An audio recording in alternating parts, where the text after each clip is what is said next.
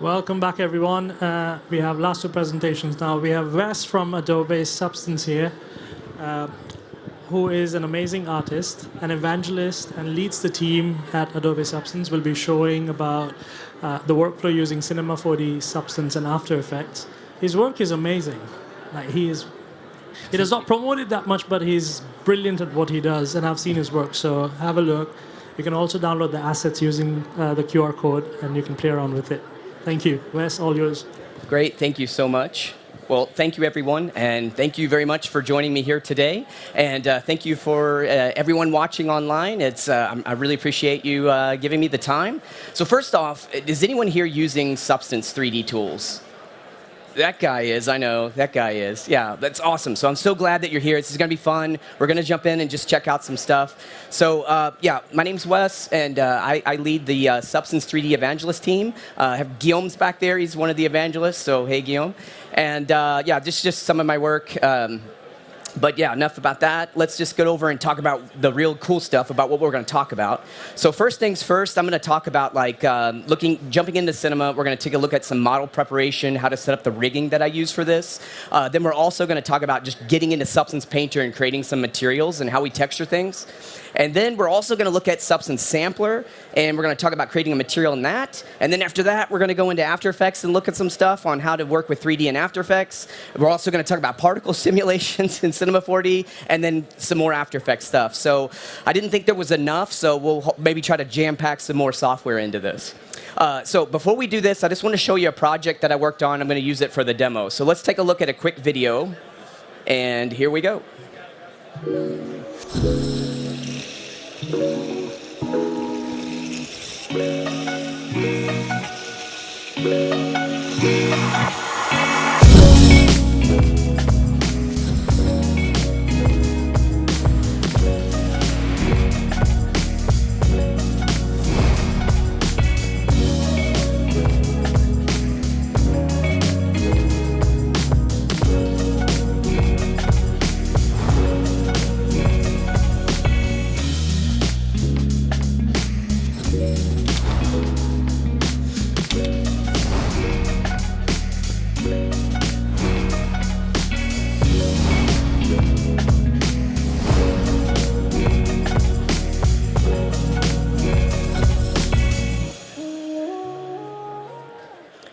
Okay, so that's just a quick look at the project we're going to be looking at. Thank you very much. And before we jump right in, I just want to talk a quick thing about the pipeline. So what we're looking at is for content creation, we're using Cinema 4D, a combination of Substance assets, and also ZBrush. Anyone here try ZBrush on iPad yet? It was awesome. So yeah, definitely fun to play with. So we're looking at taking that assets, and then what we do is we move that into the material creation and texturing, and that's where Substance really lives. So Substance is geared around authoring textures and creating materials. And so for there, we're going to be talking about two applications, Substance Sampler and Painter. And then from there, we can export either Substance materials or GLB, USD, and we're going to send that either into Cinema for more work, or if you're using After Effects, with the new 3D capabilities in After Effects, we're able to leverage the 3D content that we've been creating. And then finally, it's going to move down to the compositing and rendering. So whether you're using Redshift or you're rendering directly in After Effects, everything in this pipeline is going to have you covered. So in that video you just saw, everything except for the two clips in the beginning, the little spherical balls, the particles, everything beyond that was rendered straight inside of After Effects. So we'll get into that as we move on. So first things first, let's jump over to Cinema 4D, and we're going to take a look at the actual model setup. So here you have my scene, and this is a phone asset. So this phone is first off coming from Substance 3D assets. So let me show you that real quick. We're going to jump over here to like a web browser, and here inside of Substance 3D assets is we have over 20,000 materials and models that you can use to get your project started like super quick. So in my case, I was like, oh, I want to do like a smartphone ad. So we'll jump over here and do a quick search for smartphone, and there we go. You can see that this was the smartphone that I had. So I just downloaded this as an FBX file. I'm tethered to my phone, so the internet's kind of bad. But once it comes up, you'd see I could just download that as an FBX file. So just jumping back over here quickly to Cinema, You'll also notice that I have this case. So one of the members on my team, his name is Giovanni Nakpil, and so Gio is a prolific modeler, and so I asked him, hey Gio, can you create me a smart phone case? And the really cool thing about Gio is that he actually worked at ILM for many, many years, and he actually worked on the first Avengers film, and he created the Incredible Hulk. So crazy honor to get to work with that guy. So for this project, I actually got the help of an Avenger to help me do the work. So thank you, Gio, if you're watching. So that's where we got the smart case from. So it comes in, and if we take a look at the materials, you can see that, never mind the substance materials at the top, we'll talk about that later, but I had 3 materials, one for the case, one for the body here, and then one that represent the glass. So really simple. Let's take a look at the UVs. So since the phone was coming from Substance 3D Assets, it already had UVs. And you can see this is the UV layout, and I just kind of tweaked things a little bit. The case that was coming over from Gio, I was able to do the quick unwrap here inside of Cinema. So again, quick look at the UVs, pretty standard stuff. The whole goal is just trying to maximize the UV space so that you can really have a great textile density for your materials. All right, let's jump back over and take a look also at the little bit of the rig that's going on here. So you'll see that I have just 4 joints here, and they're just rigged to the case. And so I created a little animation controller. So if I move these sliders, you can see that they're just letting me kind of fold the case around. And so it was kind of cool to have a little system set up so that I could do this. But very, very simple rig here, nothing crazy. And if we jump over here, let me turn off my subdivisions, and let's take a look at the skin here. And I'm going to jump over to my weight manager. Grab my phone here, and then if you just look, I'm just going to show you what the weighting kind of look like. So here for the case, you can see that the back is fully weighted, and then we just have some simple weighting for each of the joints, and doing that in Cinema was pretty quick. So once all that was set up, I then was able to animate a few clips. So let's take a look at what that is. So I'm going to jump over here to the motion system within Cinema 4D, and you can see here that I got 3 clips. So the first one is basically going to have like the case is closed, and then it's folding back into this kind of stand position. Then the middle one, again, case is closed, but it's going to fold all the way to the back of the phone. And then the last one is the phone is, the case is all the way open, and then it's just going to fold up here. So if we just run through this, I'll hit play. You can see I've got these 3 motion clips. And so one of the reasons behind building this out, especially for wanting to show in this pipeline, was that when you're working inside of After Effects, you can import 3D models as GLBs, but After Effects will also work with animated GLBs. So what was really cool is I could do all this skinned deformation here with the joints, and then all that is going to be available to me once I get back inside of After Effects, which is actually really, really cool that you can do that. Okay, so that is the model and prep setup, nothing major. And so once that's done, what I do is I export out an FBX so I can send it over to Substance Painter. So let's jump over to Substance Painter and start taking a look at the scene. So this is what the phone would look like when it comes into Substance Painter. And now I need to get in and get the fun going, start texturing. So first things first, I would jump over. Again, I've got 3D assets. Now here in Substance Painter, one of the newer features we added was the ability to access Substance 3D assets directly here inside of Painter. So of course, I could browse through. I could find something like this leather material. Again, I'm tethered to my phone, so this is kind of slow. But it comes up, and then I could download the SBSAR. I'm not logged in, so I don't have any assets. But luckily, I already downloaded this because I knew I was going to need to.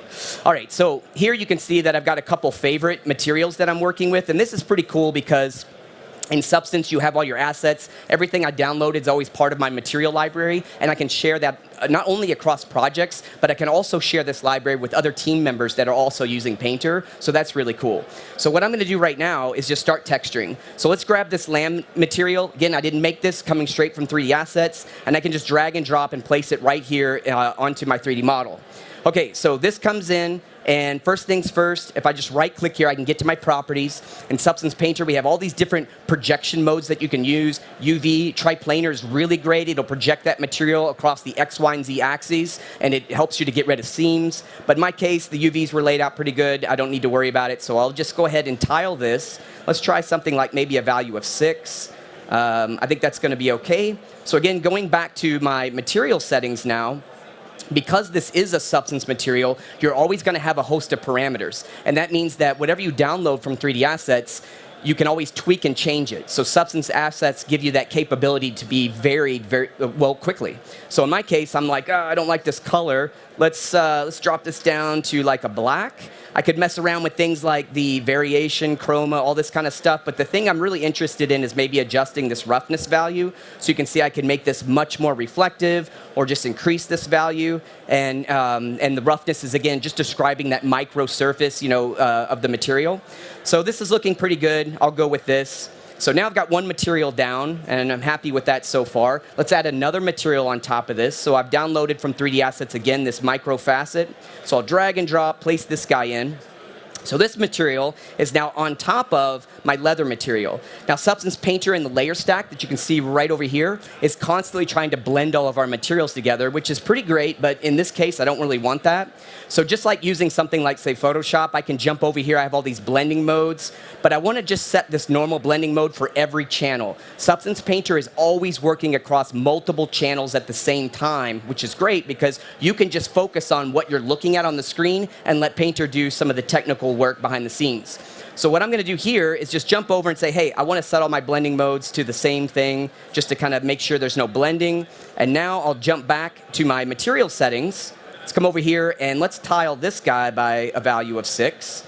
And so now if I zoom in, I can start to see that I've got this kind of microfiber material. But now I need to do some masking. So here's where we use the layer masking controls. So right now, I'll just come over here and I'll create a black mask. And I could just grab my paint tool and I could start painting in here if I wanted to. So we could jump over and you could see I could come into here and just start painting my values. Let's grab this guy here and come in and just start painting. Let's go back. Whoops. Got just a little bit of an issue here. Hold on a second.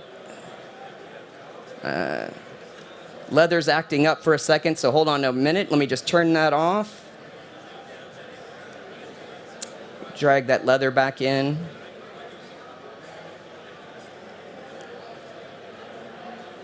There we go. Sorry about that. I'll fix that leather in just a second. But as you can see, if I go over here to my mask and I start to paint, I could go in and just paint out what this mask is going to be. But that's super tedious. I definitely don't want to do that right now. So what I'll do, there's always more than one way to do everything in Substance Painter, which is pretty cool. So you can really find the workflow that works best for you. So I'm going to grab my Fill Object tool, and I'm just going to grab my UV chunk selector, and then I can go in and just click the UV shelves of where I want this to go. So you can see I'm going to come in here and then just double-click. And it looks like this thing is kind of bugging out on me a little bit. Let me do it again. There we go. There we go. And there we go. All right, so now we've got the mask in place pretty quickly. But let's go back and select. Sorry about this. Undo this one. There we go. Okay. All right, so like I said, I had a little bit of an issue there, but let's fix that lamb leather one more time. So we're going to come over here and retile that. Remember, I used a value of 6. And then the biggest change that I made was just setting the color down here to black. And that's pretty good. All right, so we'll throw the leather back on, and there we go.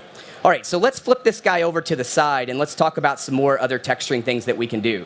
So the next thing that I want to look at is how I can add some stitching to this. And so we have a tool here called this Topstitching Tool. And so I'm just going to select this tool. And I'm going to come over to my layer stack and create a new layer. This time I just created what we call a paintable or standard layer. This means I can just paint and do whatever I want on the model. So with the Topstitching tool selected, you'll notice that I have this little pen icon. So what I can do now is just come over here and I can just start, adding some curves. So I'm going to come in here. This isn't going to be super awesome because I'm trying to be somewhat quick. But you can see I'm just going through and just adding some points around the side here. Very typical curve stuff. I can just quickly close the curve, maybe add another little point in here, and so on. And then just start to kind of manipulate and change this curve. So you can come over here and you could select like any of the points. And just like any curve tool, I could come over and I could say, okay, I need to take a look at the tangent handles. So for example, if I come over with the tangent handles enabled, I could tweak and change those. I could convert these from smooth to linear or whatever I need to do. But you can see like really quickly what I'm doing is just adding a few kind of constrained points here just to kind of get everything placed where I need it to go. So we'll do something like that. Won't be too crazy about it. But overall, once it's done, you can see, bam, now I've got some stitching in here.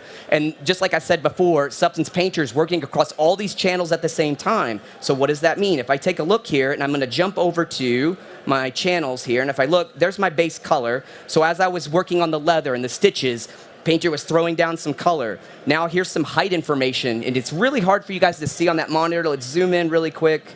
But you can kind of see, well, there's definitely some height information there. And then clicking through, here I've got roughness. Here's normal information. Now, I don't see normal for my stitching. Well, all I need to do is just come over here. This is how quick it is to create some normal data. Is I just come over and say, oh, you know what? I need normal. Click, boom. There it is. Now I've got some normals going with the rest of my material. So going back and looking at the material, never mind my terrible curve work, we've got the stitch here. Now, one of the things that's also pretty cool about Substance Painter is that it's non-destructive. So, for example, if I'm like, I'm not sure about the size before I put down these curves, well, I can always go back to the stroke, and I can change and manipulate these however I need to. Plus, I can come over here to the actual material, which is driven by Substance, which means it's going to have lots of different material variations and controls that you can use. So here, if we scroll down, you can see that I've got some categories. So let's try a decorative stitch. Now I've got a completely different stitch. Let's look at, I don't know, well, there is a tree stitch. I have no idea what this is. Let's see what it is. Tree stitch looks like that. Let's see, we can do any kind of other stitches, a cross stitch, so on and so forth. And then each of these stitching parameters have more and more parameters you can mess with. So for example here, I'm just going to go back to that nice classic stitch, and we'll zoom in here a little bit more. Let's come over to that thickness, and I can drag this down. If we look at the stitching, maybe I want to decrease that horizontal, so we're getting something more like that. Now, there's also another control that's really good called the puckering. And so we want to have these stitches look like they're actually, stitched into the leather. So from here, I'm going to say, hey, the type of fabric is leather. So let's turn that on. And then I can increase the intensity here, play around with the position of this. So I'm going to push it into the surface. And then also maybe throw a little bit of fade into it. So now I've got this stitching, and I'm really overdriving it so you guys can see it clearly on the screen. But now I've got this stitching here in place. All right, so the next thing that we want to do, we've created the stitches. Let's jump in here and take a look at the front display. And one of the things I want to showcase is, well, two things in one here. We're going to talk about how to import textures from outside of Painter, and then we're going to talk about how I can use Illustrator files with that. So I'm going to jump over here to my desktop, and I have here a phone UI, and it just happens to be an Illustrator file, but it could be anything, like a TIFF, Targa, whatever. And so I'm going to grab this Illustrator file, drag and drop it from my desktop right onto the 3D model. I let go of my mouse, the whole texture, everything's imported into the system. So now I've got this little transform widget, and let's scale this guy up like this, and we're going to rotate it. Got to remember all my keyboard shortcuts between a bunch of different apps. Let's see. And let's scale it again. Let's move this guy into place. And one more scale up just to cover. Okay, there we go. So we got our phone screen in place. Now, you'll notice, again, this is just projecting, and it's doing just like a quick, surface projection, and it's smearing on the sides. I need to mask that. So just like I showed earlier, we can use the masking tool. So we're going to jump in here, grab a black mask. I'm going to grab my fill object tool, and then I'm just going to click on the face here. Whoops, I had it set wrong. Let's undo that. We'll go back, and we want to fill it with white. Actually, let me undo that mask. We can remove the mask. I meant to hit a black mask for this one. And then, again, we have our fill object tool selected, and then we'll just click here on the surface, and that's how quick it is to kind of mask this out.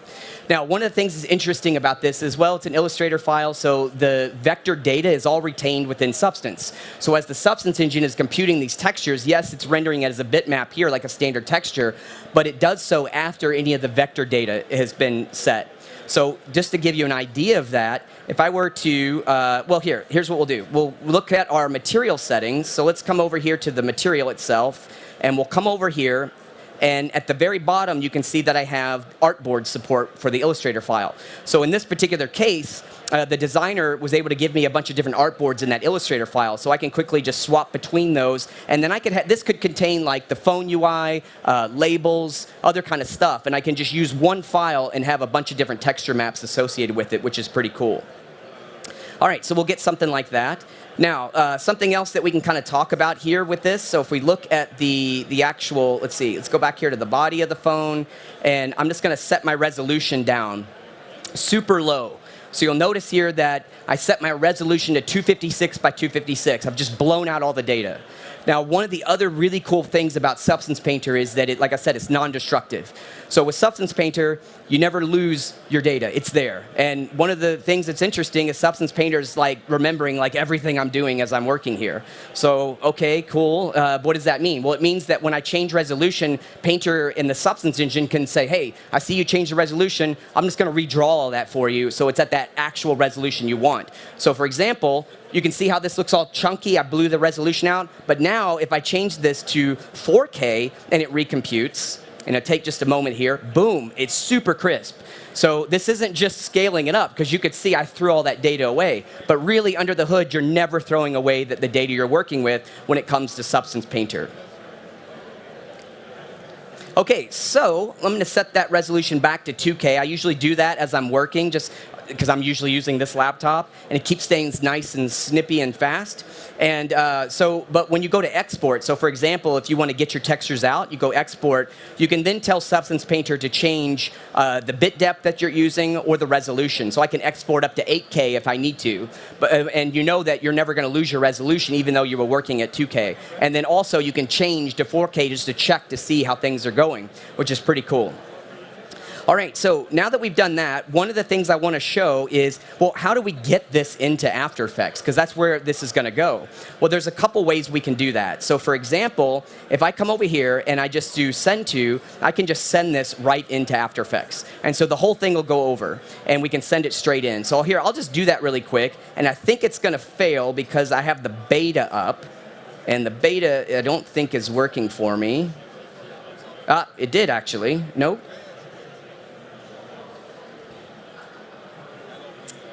Well, what it would do, and we'll show you when we get into After Effects, because I have the beta version going, it should work on the other one, is that you'll get this little GLB file. So I don't want to skip ahead too much because I'm going to show you this workflow in a little bit. But it comes in, and then we can just move this guy to get it to work.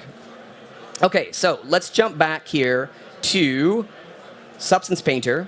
And now, one of the things I want to showcase is, okay, well, you were using 3D assets and Substance Painter to do a lot of the work, but what if I need to make my own materials, or I want to author something like specific myself? Well, why don't we just do a different workflow? So let's jump over here to another application that we use, and I'm going to close out Painter here, and I'm going to show you guys how to use Substance Sampler. So Sampler is our tool, and we call it Sampler because it means like, sample the world around you, right? So, and I'll show you, like, one of the things that it does really well is you can take a single image, like something you shoot from your phone or whatever, bring it into Substance Sampler, and it'll create a full material for you. We're going to do that right now. Also, it does photogrammetry. So if you have like an asset and you take a series of photographs, it will actually compile those images into a 3D model itself. So you have that. It also lets you construct HDR IBLs. So let's say you take a range of exposures of something, you can merge those all down into an HDR, and then you can even add lights to that have HDR data, and it works really good, especially if you get something like a spherical map that's LDR, so low dynamic, no high values, and you're like, it's pretty good, but it's not. You can actually add lights to it in Substance Sampler and make it in HDR with one single image, which is really cool. I do that a lot, actually. Okay, so let's jump in and take a look at this guy. We'll start from new, and Sampler comes in, and you don't import models into this. This is all about just creating base materials. So what I'm going to do here is I'm just going to grab an image. So I have this leather image, and this is just something I found online. So I didn't have time to take a picture. I was just like, let me find something. It's a leather image just from a Google search. And we're just going to take this guy, throw it into here, and Sampler's like, oh, hey, that's an image. You probably want me to make a material. And I'm like, yes, that would be great. Let's do it. And so you can set your resolution, things like that. I'm just going to leave it at 2K so things run really quick. And I'm actually going to add a little cropping to this because I want to crop that before it starts doing any material generation. So once that's all set up, I'll just click Import. And now you can see here, sampler on this right side, it's already done it, but it creates for me, it's a layer stack. And it creates a base material, adds the layer, does a crop. So if we jump in here, I can see, okay, here's my crop. So maybe what I want to do is just reposition and kind of, do something like this. I'll hit Enter. And then we'll come up here as soon as it gets done processing here. It's cropped to the specific area that I want, and now it's produced the maps. So with just that little bit of work, you can see that I have a base color or albedo. I have my normal map, and I have roughness information. I have height information. I have ambient occlusion, and so on and so forth. So that's great. That's all the things that I need to work with. However, looking at the actual parameters, this thing is saying, hey, the category was ground. Well, this isn't a ground, it's a leather, so we do have categories for that. So we are using technology, machine learning, to basically, that's trained on our entire substance source. We call it source, it's actually 3D assets. That's a throwback to any substance users who are out there watching who remember the old days. So it's 3D assets. So it's trained on our entire library of 3D assets, and so we're going to say this is actually a leather. So it comes in with the leather, it's going to recompute, and you'll see it's going to give me a much better value here in my 3D viewport. Because what I was seeing before, it looked like the normal stuff's inverted. But let's take a look at that normal map again. And really, let's take a look at the height. That's what I really like. So you're getting all this amazing detail, all that from the height information with little to no effort. Okay, so now let's do a couple other things. First thing, I would go into hit T on my keyboard to go to tiling, and we can see this guy's not tiling, and it also has some differences, discrepancies between my light and dark values. So first thing I would do with this is I jump over to my layer stack, and here in samplers where we start adding filters to process and clean these images. So I love to use this one, it's called Equalize.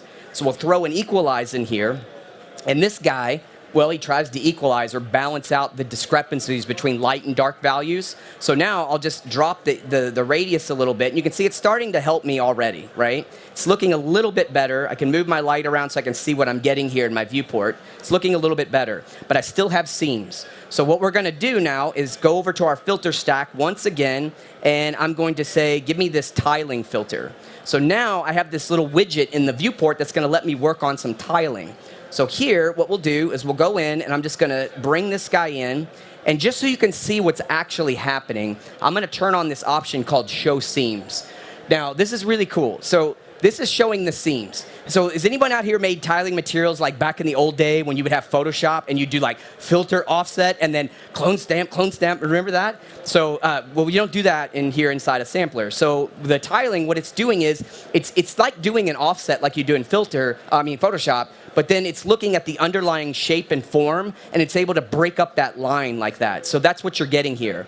And then I can come over to my edge, and I can adjust this threshold. Something else you could do to have even more control over it is I can turn on this paint seam cut, and then using my brush, let me just close the size up. I could go in here and say, you know what? There's a little value here, or a little shape that I want to have the seam go around. So you can actually go in and click and paint where you want the seam to go. And if I'm just like changing the value, you can see you can go up and down, and it gives you a really finesse way to go in and super control that. So now we have that in place. Let's go back to, let's turn off Show Seam, and we'll bring this guy into here. Now if I zoom in really, really close, it's kind of hard to see on this, but there's a little bit of a breakup. So the last thing I would do is I would just simply pull this blur slider, and now I have a completely seamless tiled image. And if I jump over here to my tiling, and we'll set this to say a value of 4, there's what I have. It's nice and super tiled, very little effort. Now, it's not over. So the next thing I'll do is I'll come over here, and I'm just going to quickly add a color on top of this guy. So let's do a colorize. And now this is going to have to colorize based on, and I'm using, it's from luminosity, and I'm telling it to kind of keep the color, and that's keeping some of the values as it mixes in. So here, what I would want to do is say, you know what, I want this to be this black leather, and then I can go in and have this value. Now, Another thing is, it's super dark on this, or is it the angle? I don't know. Hopefully you guys can see it. But now what I'm doing is there's an option here where I can expose this parameter. So when I send this over to Substance Painter, any of these parameters I expose, they're available for me to change. And Substance materials work natively right in Cinema 4D. So I could put this and drag and drop it right in Cinema 4D, and values and everything that I'm working with, they're all ready to be changed and updated. So this becomes a material that you can change and reuse often and often. So if I want like a somewhat generic leather where I can change the material color, I can do that, and this is done, and I can use it on many different projects. So like I was saying, what we could do is we can click this button, and I could send it right into Painter, or we can export it, and you can export it as any types of maps, but usually I just use Substance material, like I said, especially since I'm working with Cinema, and it drag and drops in. I'll show you that drag and drop here in just a little bit. Okay, so we got that set up. One other thing I do want to mention here is that there's Substance plugins. So if is anyone here using Unreal Engine? Yeah, with Unreal Engine, we have a Substance integration as well. So if you have Unreal Engine open and Substance Sampler, you would see Unreal Engine underneath this plugins, and you would click it, and it would send the material straight into Unreal Engine and set up the Unreal material for you automatically. So you'd be set and good to go. All right. So next thing is, let's show. So that was just sample. I wanted to show you a way that you can create your own custom materials. But let's go back. I closed Painter, but from Painter, what I would do is once I had those textures done, because I want to get these textures back in Cinema where I have that animation taking place, so I'd export out the SBSAR, the Substance material.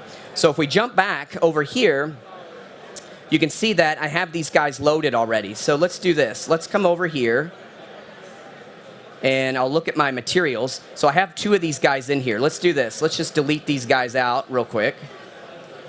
And here are the Substance materials that I exported from Substance Painter. And they are right here. So let's look at the case. So I can take this case, and this is how it would work just from Sampler as well. I have the Substance material. It's a single file, and I can just drag and drop it right here into Cinema, and it's going to generate for me a redshift material. So now if I double click, you can see that I have this redshift material with all of the parameters, and everything is hooked up and ready for me to use. So this renders directly inside of redshift. So in this case, I don't need displacement, so I'm just going to kill that out. But what's also really cool about this is that you have the material, but you're not locked. So you can further augment this inside the redshift shader editor. So I can start to add other effects, or have some of these Substance materials that have parameters that are animatable inside of Cinema 4D drive other types of redshift nodes. It's really cool, and you can get some really complex types of materials just by leveraging the ability of working with those in Substance with Cinema. So now that that's in place, let's do this. I could just take this guy and just apply it here. So we'll do that, and it's going to look a bit weird, and the reason why is because with the material, here, let me delete this guy. So what I need to do is just select my material. I'm going to come over here to my viewport, and I'm just going to set my viewport display. So I believe I set this guy out at 2048, so I'll just set my resolution so it's right, and now you can see that material and how it was applied. Now, what I did in the project was I worked just like this. I started in Cinema where I was setting up my materials, setting up the UVs, setting up how all of the rigging and everything was going to work. I exported over to Painter, did all my material work, and then because I could have gone straight into After Effects, but I really wanted to work with all this animation data. So I just sent the Substance materials here, because from here I can export, and all that's going to go into After Effects as well. So there's so many different ways you can pipeline this, but with that native integration with Substance inside of Cinema, it's a win-win. So once this was all set up, all I did was I came over here, and I just did an export, and I just exported the GLTF. Okay, so now let's jump over here to After Effects and take a look at some of the work in After Effects. Okay, so here you can see this is my smartphone asset, and this is a different one. So this is one that I've kind of been working with. And this guy comes in, and what I'm doing is I have it separated into 2 pieces. So I have the phone itself. It's a full, well, here's the case. And then I have the phone, which is here. And the case is parented to the phone.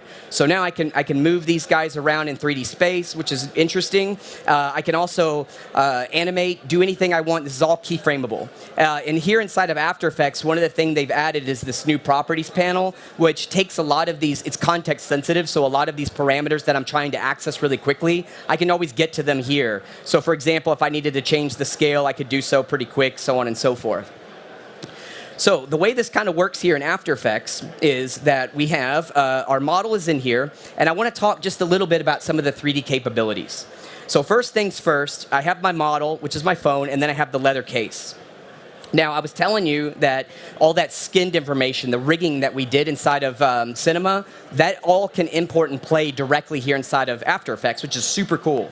So you'll notice that if I come over here and I drop down the properties for the phone, there's a drop down for animation options. And here, it's getting cut off like right there, but there's a little drop down, and it gives me these clips that I made from the motion system inside of Cinema.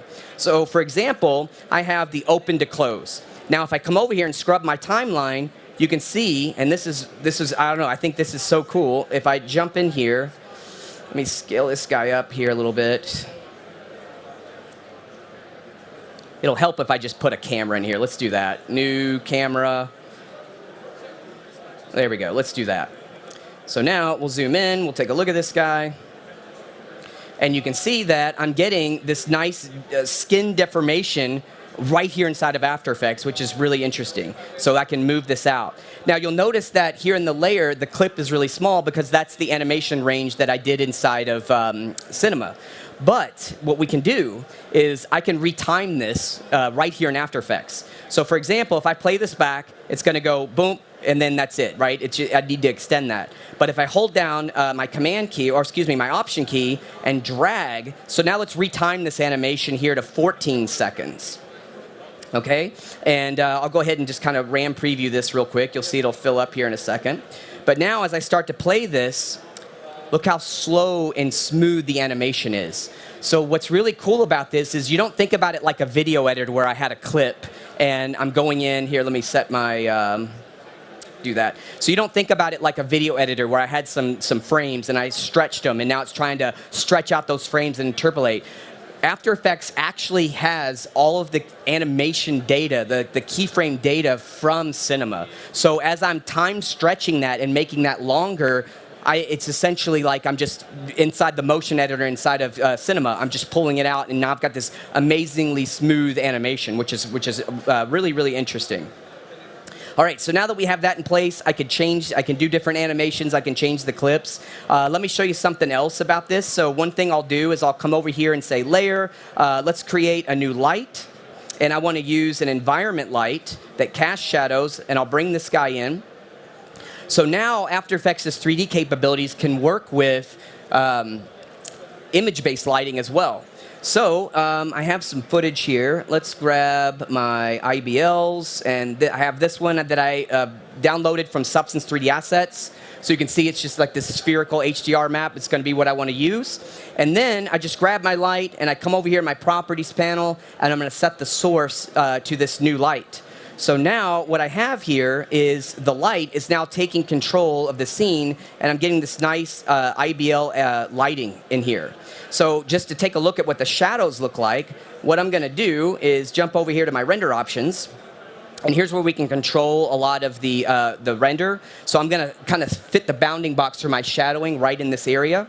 And I'll keep the resolution pretty low so we can play back, but you can crank this up and get like super clean resolutions. Like I was saying in that first video I showed, you had those little balls or spheres. There were 2 clips. As soon as the phone came into play, from that phone, everything else was rendered directly here in After Effects. So that was not Redshift. It was just right here in After Effects. And what really made it kick was being able to use Red Giant. I was using like a lot of the bokeh blur and things like that they have, which is just killer. So it's, again, it's so much fun having like all of these tools coming together and working so seamlessly. But so here in After Effects, you can start to see how everything kind of comes together. Okay, so that's just some basics of 3D and how we build this up. Now what I'd like to show you is some workflows of kind of how I started to put together that project. So what I did was, let me jump over here to this scene, which is my orange particles. And so what I'll do to start is you'll see that I have these rendered particles that are coming into the scene. And so what I wanted to do was I wanted to say, okay, well, I'm going to have something like a complex simulation that I need to use Cinema and Redshift for. and I want to be able to mix that with real-time 3D inside of After Effects, because the goal here was we were going to have two different environments, and the phone was going to slightly change a lot. So what this gives me, or the capability this gives me, is that I can have the background rendered, which took a while to render out, and that's going to be static. Well, I know it moves, but it's static in that I'm not going to have to re-render that. But the phone, I didn't want to have to okay, now I got to re-render all the particles in the phone because we changed it again and again. Here in After Effects, I can just have multiple copies that were sent over from Cinema, and I can just alt drag and bring those in to the layer stack and update that phone, is what I was trying to do. So in order for that to work, what I did here, if I look at this orange scene, so I started off and I brought in the phone, and you can see that it starts like this, and then at this far in, the phone is actually going to rotate, and you can see it rotating here in the 3D view. So it starts to rotate like this. And so I did a little bit of animation smoothing on that rotation, got it set up. And then once that was done, I came over to File, and I did an export, and I used the Maxon Cinema 4D exporter. So what this did is it created for me a Cinema 4D scene with my camera, my animation curves. Now, it doesn't send the 3D object over, but what I did for the 3D object is I have this screen element. And so let me show you this. I'll switch this over to my default view so you can see it. So this is this little screen element, and all this guy is a 3D solid that is set, and this is, again, the fun part of being able to use 3D in After Effects, is I have this little 3D solid, and I actually physically set it inside of the glass part of my phone. So it's inside there. And what that does is if I jump over to my screen, it gives me this capability and this little pre-comp to drag in different images and videos, and that's how I'm doing my screen replacement. So once that was set up, it jumps over, and here's the scene that I got inside of Cinema. So it comes in, and it looks like this. So now I have this scene in Cinema. And so if I play it, you'll see that I have these particles shooting out, and they're going to hit the phone, and then at a certain time, the keyframed animation from After Effects is pulling it over, and then I have a little holdout area. So that screen came in, it came in as a 3D plane, and then I had my phone, I just parented it to the 3D plane. So then I had a Z-Remesh version of it that was not a lot of topology, so I could do this attraction, or this so that I could have all the particles attract on it. And then to render it back out so it all looks like it molds together on the object, I just throw in a redshift object, and for the matte ID, I just set the alpha to 0. So real quick, if we jump back here to After Effects, and you can see that as this guy comes in on my particles, take a second here for it to render. Right here, I'll back it up a little bit. There we go. Let's get it right there, maybe. You can see that you've got the particles interacting with the phone, and like I said, the phone piece right there, that's actual 3D object inside of After Effects. And so that holdout matte from the render from Cinema is what's letting me blend everything together. So the next thing I'd like to do is let's take a look at the particle simulation and how that works. This was new for me. And it was a blast because part of this project was, I want to learn how to use the new particle system. So I want to run through that with you guys so you can kind of see how it works. So let me just turn off basically all this stuff.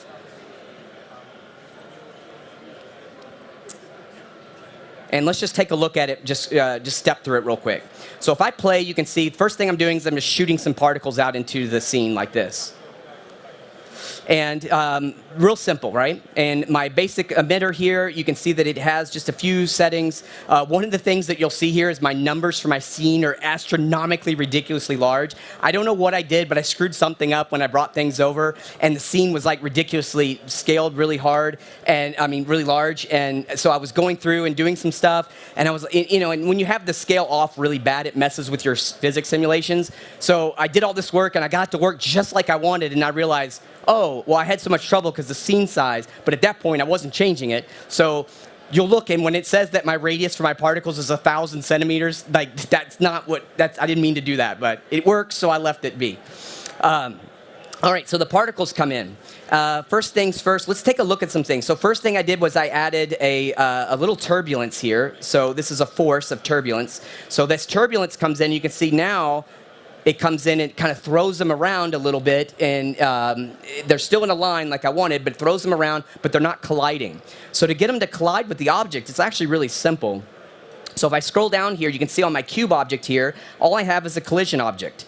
And then inside my particle group, I have a collide object. And so once those guys are enabled, so I'm going to enable a collide, and now if I play this back, they should come in and it should just, boom, collide, but it kind of spins off like this. So the next thing that I wanted to do was have the particles hit and then kind of flow around the object. And so there is a modifier for surface attract. So I came in here and I enabled the surface attract. It's inside my particle group, and I'm animating the attract, strength, and follow just to kind of get some variation. But now when this comes in and we take a look, it does this. So now they're kind of following along. It's really, really cool. And I got to say, that's one of the things that I thought was awesome about Cinema. So I started using Cinema as my main 3D app like a year ago. And I've been super surprised about how easy it is to kind of get things started. Like, I'm not like a simulation guy. Like, I have trouble with this stuff. But, you know, I thought, oh, it looks so cool. I'm going to try it. And so I tried it, and it's surprisingly easy. Like, I couldn't believe it. Now, I will say, I did get some help. I did have some trouble. And luckily, I know these guys back here, the Maxon team, they're super awesome. And I was able to ask my buddy Ian, and he got me in contact with the legendary Noseman. This guy's amazing. I learned Cinema by watching his videos, so if he's here, thank you so much. But anyways, he gave me some information about how I could work with my shaders a little bit, so that was good. But other than that, like it's surprisingly how easy it is to get things going inside of Cinema. Okay, so let's look at some more things real quick. So now we've got, you know, the surface attract happening. Well, then what I did was I started adding some fields in my scene. I've got my turbulence going and some other forces that I'll just enable. And I'm using all that just to kind of just throw the particles in around the scene. You can see they're coming in and just doing some different things here. Let's go ahead and enable some of these other guys in here. So first thing I'll do is turn on a couple more of these guys. And one of them here that's really awesome is this flock. So if I turn these guys on, you can see this is what my particles look like. So it's still not really doing what I was doing, but this flock modifier was one of the favorite ones that I figured out because I was like, oh, this thing is great. So what it'll do is it'll basically kind of make little communities out of the particles, and they'll try to follow each other and stick to each other. And some of them will be like, I don't like that guy. I'm going to go this way, and that kind of stuff. So I'll turn this on. And I'll play it, and so now you'll see that I'm getting this is what I actually rendered out. So the groupings of the particles coming together kind of look pretty cool, and then I'm just using those fields at the end. You saw those, they kind of lined out, just to kind of blow the particles away a little bit. And so now you'll see that they're all kind of pulling into themselves. And so to fix that, there was one thing that I did was I came over here to my color mapper, and we'll talk about that last, but I'm going to turn on this conditional statement here. And so these things let you kind of vary what you want to do in the scene. So with this conditional statement, I was looking at the velocity magnitude of the particles. And I was saying, hey, if they're over this amount, then get rid of them. And you'll see that my value is like 80,000, because again, my scene scale was so screwed up, but it worked. So we'll come in here and we'll kill those particles. So now if I pull this back and hit play, you'll see they're colored. I'll show you how I did that in a second. But they come in, they hit, and they're attracting, they're sticking, they're moving around. And then what I want to do is have the particles kind of like they're being pulled into the power of the display. So that's when the attract comes in. And then I'm fading them out over time, and then they weren't going all the place because I killed the ones that were hitting the collision and going nuts. So I got rid of those guys. All right, so let's take a look at the material. So if we look at the material, and this is also another cool thing that you can do is, you know, I have my particles, and then you can take like a redshift material and just apply it to your particle group. So that's what I did here. And I have this little redshift material. So if you look, this is how the redshift material was created. And it's not complex, pretty simple. And I'll show you what you do. So like with particles, you have all this stuff like position and rotation and velocity and magnitude and direction and all kinds of crazy stuff, right? So you can use that in your shaders to get cool values. So, I jumped ahead. One thing, before I do that, on this color mapper, this is how you color map things. So what I wanted to do was have the particles come in, and when they hit the phone, I want them to change color. So I just grab the color mapper, I set it to be a gradient, but the property is velocity and magnitude. So that's as the velocity they come in, they're dark because they're faster, but when they hit the phone and they slow down, they now magically start to change this color, which is really cool. And I'm using these values in the shader to drive emission. So let's take a look at that. All right, so where is my Redshift guy? All right, so first things first, what you do is you come over and you grab a node from the Redshift library here, just user data. And if you look at it, I'm using this one that's called RSP velocity. I don't know what that means, but it's the one I needed. If you look at presets and you go to particles, these are the values that you can get depending on, like this is a vector user data. So this is like the, the vector data I can get from my particles. Well, velocity was the one that I wanted to use. And so this is where the awesome, legendary Noseman, thank you so much. This is where he helped me right here. So what he was saying was the vector length, you can use the vector length node to parse the speed from that velocity that's coming in. So that's what this is doing. And then, since that speed is a scalar value, like it's in a float, what you can do is, and it could be any value, so we need to kind of remap it. So that's why they have this little change range node here. So we're just using change range to like normalize the value. And you can see here I'm just normalizing between 0 and 1. And then this little scalar remap, you can see it's just what this one's doing is just using a little ramp to have a little bit of a fall off in that. And then the data that's coming out of this, the goal of this was to drive my emission color. So then where am I getting the color from? So remember it was from the color mapper. So then again, I use another one of the user data. It's the color user data. And that comes in, and if we look at the properties for this guy under particles, since it's color, I can get the particle color from this. And that's what came from the color mapper. Perfect. That's that gradient that was dark blue to light blue. So when I had that, and I have this grayscale scalar value, I then multiplied those two together just using a simple multiplier node, and that is driving my emission color.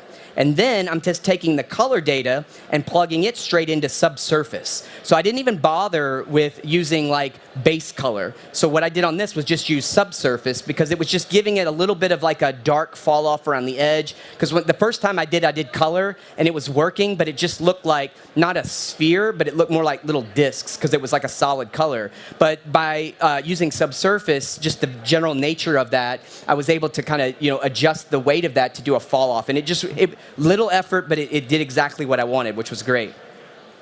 So once all that stuff came together, that's when I was able just to render everything out. And like I said, I would render out, I did a gray one and a blue one using the same scene. It was just a matter of going into my, once it was all set up, all I had to do was go to my color mapper and just change my gradient. So I had a preset gradient set up, one for gray, it was gray to orange, and this one's like light blue to dark blue. And then my phone variation was all coming from Substance, rendered real time inside of After Effects. All right, so with that said, I think that pretty much just closes out what I was going to showcase here. Let's see, one other thing. So you can see again, here's where the pieces come together. You'll see some different flickering of that color. I'm going to show you what that actually is. There's a little setting that's super powerful as that comes together. So let me show you that real quick. Here in the color mapper, we have our gradient, but if you keep scrolling down, there is a section here to just add a noise to it. So without the noise, it looked, it looked too flat. So here I was just applying a noise, and I just kept playing with the scale values and stuff. So it was like alternating this noise between dark and light values, and then it was altering the pixel value. I mean the emission values, making them some bright, some not, and it was just giving a little bit more chaotic feel to it. And it just, it was a lot cooler. And again, just like things in cinema, it was easy. I just click a button and it was ready to go. All right, so actually, I think that's going to close it out for me. Thank you all very much for coming. And actually, because I put the work in to do the slide, let me open it up. Let's see here.